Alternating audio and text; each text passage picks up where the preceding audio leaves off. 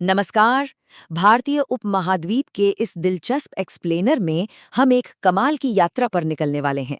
गगन चूमती पहाड़ियां, हरे भरे घने जंगल और दूर दूर तक फैले विशाल मरुस्थल। प्रकृति के ये रंग बिरंगे और मनमोहक नज़ारे मिलकर हमारे इस भूभाग को कितना अद्भुत बनाते हैं, है ना? चलिए इसे गहराई से समझते हैं।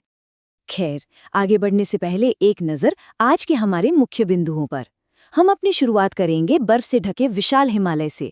उसके बाद हम चलेंगे उपजाऊ उत्तरी मैदानों की तरफ, फिर विशाल प्रायद्वीपीय पठार और महान भारतीय मरुस्थल से होते हुए अंत में हम तटीय मैदानों और खूबसूरत द्वीपों तक जाएंगे।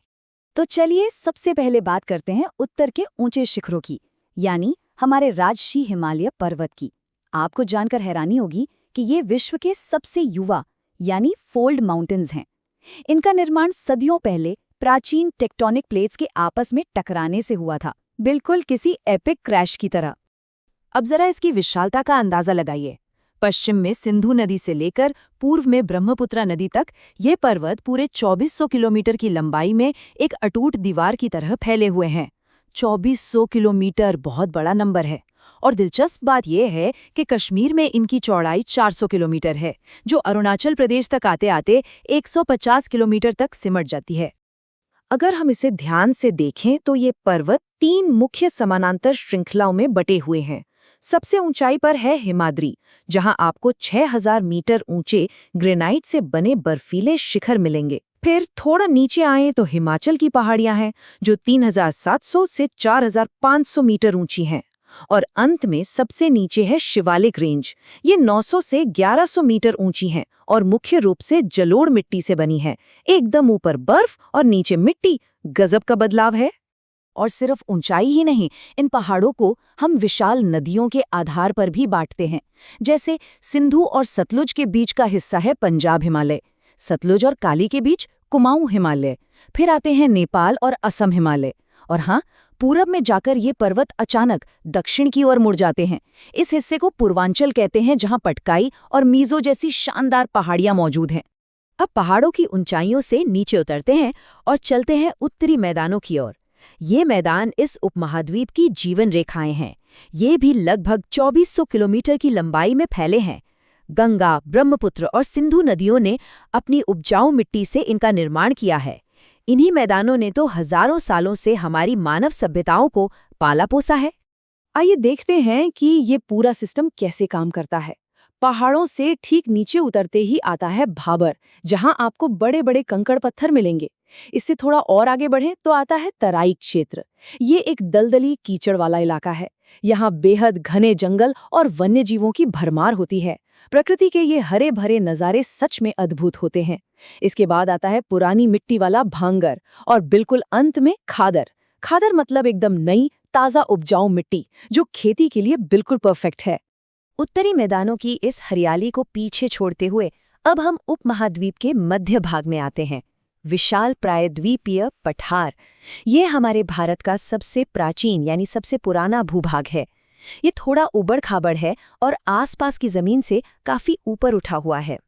लेकिन रुकिए, ये प्रायद्वीप या पेनिनसुला आखिर होता क्या है? बहुत ही आसान है।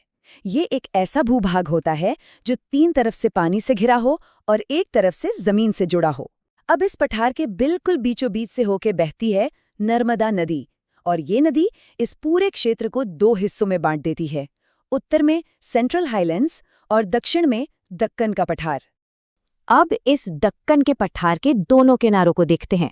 पश्चिमी किनारे पर आपको मिलेंगे पश्चिमी घाट, जो काफी ऊंचे हैं, लगभग 900 से 1600 मीटर तक। इसके बिल्कुल उलट दूसरी तरफ है पूर्वी घाट।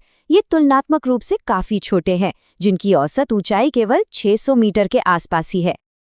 अब यहाँ जो बात सबसे ज्यादा दिलचस्प है वो ये कि ऊंचाई का यही बड़ा अंतर यहाँ की नदियों की दिशा तय कर देता है। क्योंकि पश्चिमी हिस्सा ज्यादा ऊंचा है, इसलिए इस पठार की ज्यादातर नदियां प्राकृतिक रूप से पूर्व दिशा की ओर ढलान से बहते हुए सीधा बंगाल की खाड़ी में जाकर गिरती हैं। प्रकृति का अपना एक अलग ही विज्ञान है। खैर, इन हरे भरे पहाड़ी इलाकों से अब थोड़ा पश्चिम की ओर चलते हैं। अरावली की पहाड़ियों को पार करते ही हम पहुंचते हैं महान भारतीय मरुस्थल यानी थार डेजर्ट में। यहाँ नजर दौड़ाएं तो दूर दूर तक सिर्फ रेत ही रेत दिखाई देती है। यह एक बिल्कुल ही अलग तरह की रूखी लेकिन बेहद आकर्षक प्राकृतिक सुंदरता है। इस इलाके की सच्चाई ये है कि यहाँ सूखा बहुत है। आपको यकीन नहीं होगा, लेकिन यहाँ पूरे साल में सिर्फ 150 मिलीमीटर के आसपास ही बारिश होती है। बस 150 मिलीमीटर? पानी की इतनी कमी के चलते ये पूरा विशाल क्षेत्र मुख्य रूप से सिर्फ एक ही बड़ी नदी के भरोसे रहता है, और वो है लूनी नदी। अपनी इस शानदार भौगोलिक यात्रा के आखिरी पड़ाव में अब हम चलते हैं किनारों की तरफ, यानी तटीय मैदानों और द्वीपों की ओर, जहां समुद्र की लहरें जमीन से टकराती हैं और बहुत ही जीवंत नज़ारे पैदा करती हैं। अगर हम इन तटों को देखें तो अरब सागर से लगने वाला हमारा पश्चिमी तट थोड़ा संकरा है। इसे कोंकण, कन्नड़ और मालाबार तट में बांटा गया है। लेकिन इसके बिल्कुल उलट बंगाल की खाड़ी वाला पूर्वी तट काफी चौड़ा है। जानते हैं क्यों? क्योंकि बड़ी नदियां यहाँ आकर डेल्टा बनाती हैं। इस हिस्से को हम उत्तरी सरकार और कोरोमंडल तट के नाम से जानते हैं। और हाँ, हम अपने खूबसूरत द्वीपों को कैसे भूल सकते हैं। अरब सागर में स्थित है लक्षद्वीप, जो सिर्फ 35 वर्ग किलोमीटर में फैला है, जिसकी राजधानी कवरत्ती है। वहीं दूसरी तरफ बंगाल की खाड़ी में है अंडमान और निकोबार द्वीप समूह। यहाँ बेहद घने रंग बिरंगे जंगल हैं, और सबसे चौंकाने वाली बात, पूरे दक्षिण एशिया का इकलौता एक्टिव वॉल्केनो यानी सक्रिय ज्वालामुखी भी यहीं पाया जाता है ना कमाल की बात। तो अपनी इस चर्चा को समेटते हुए अब सोचने वाली बात ये है कि ये सभी बिल्कुल अलग-अलग भौगोलिक हिस्से आखिर एक साथ मिलकर कैसे काम करते हैं, कैसे ये पूरे उपमहाद्वीप को चलाते हैं। सच कहूं तो ये विविधता ही हमारी सबसे बड़ी ताकत है। तो सबसे अहम बात यह है कि ये जगह सिर्फ देखने में खूबसूरत नहीं है, ये हमें जिंदा रखती हैं। हमारे प्राचीन पठारों से हमें बेशकीमती खनिज मिलते हैं। विशाल हिमालय एक मजबूत ढाल की तरह खड़ा होकर हमें उत्तर की जमा देने वाली ठंडी हवाओं से बचाता है। और हमारे उपजाऊ मैदान, वो तो देश की कृषि और अन्न का पूरा भार उठाते हैं। सब कुछ आपस में कितनी खूबसूरती से जुड़ा है। ये सब मिलकर एक ऐसा संतुलित पर्यावरण बनाते हैं जिसकी कोई मिसाल नहीं। लेकिन यहाँ मैं एक बहुत ही गहरा सवाल छोड़कर जाना चाहूँगा।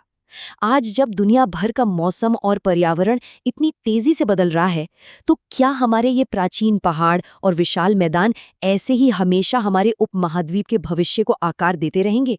सोचिएगा जरूर। इस एक्सप्लेनर में हमारे साथ जुड़ने के लिए आपका बहुत बहुत धन्यवाद।